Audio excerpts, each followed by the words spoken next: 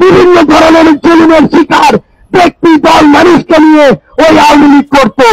কিন্তু তাদের আজকে কি অবস্থা, সেটা থেকে যারা মির্জা ফখরুল ইসলাম আলমগীরকে শিক্ষা নিতে হবে, বিএনপিকে শিক্ষা নিতে হবে, বাংলাদেশে আগামীতে রাজনীতি করতে ছাড়া প্রত্যেকটা রাজনৈতিক দলকে শিক্ষা নিতে হবে।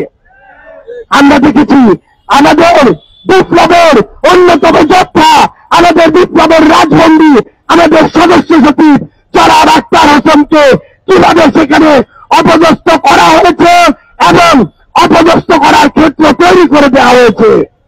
আমরা ডক্টর ইউনূসকে বলতে চাই, আপনি যদি শুধুমাত্র নিজের প্রোটেকশন নিয়ে এগিয়ে যাওয়ার কথা চিন্তা করেন, তাহলে আগামী বাংলাদেশের কোন গুরুত্বপূর্ণ বিষয় আমরা আপনার কাছে নিরাপদ মনে করি না।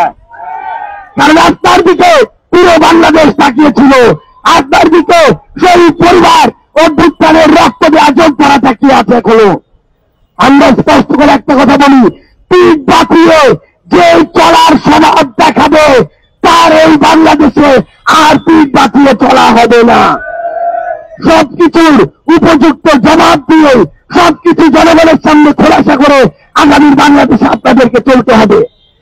আমরা স্পষ্ট করে বলি, আমরা আগামীর বাংলাদেশে যে কোনো স্তরে রিফাইন্ড আওয়ামী লীগ এই বাংলাদেশে আমরা আশ্রয় পেতে দিব না। আমরা আগামীর বাংলাদেশকে রিফাইন্ড বাংলাদেশের দিকে নিয়ে যাব, সেই বাংলাদেশে কোন ফ্যাসিস্ট কিংবা ফ্যাসিস্টের দোসরের জায়গা হবে না। আমরা আপনাদেরকে স্পষ্ট করে বলি, আগামীর বাংলাদেশের নির্বাচন থেকে শুরু করে প্রত্যেকটি গুরুত্বপূর্ণ সিদ্ধান্ত, প্রত্যেকটি রাজনৈতিক দলের মত যদি জনগণের বিপক্ষে যায়, তাহলে জাতীয় নাগরিক পার্টি এনসিপি রাজনৈতিকভাবে রাজপথে হয়ে তার প্রত্যেকটি জবাব দিবে।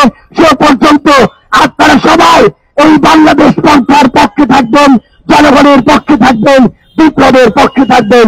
ইনকিলাব জিন্দাবাদ, জাতীয় নাগরিক পার্টি এনসিপি জিন্দাবাদ।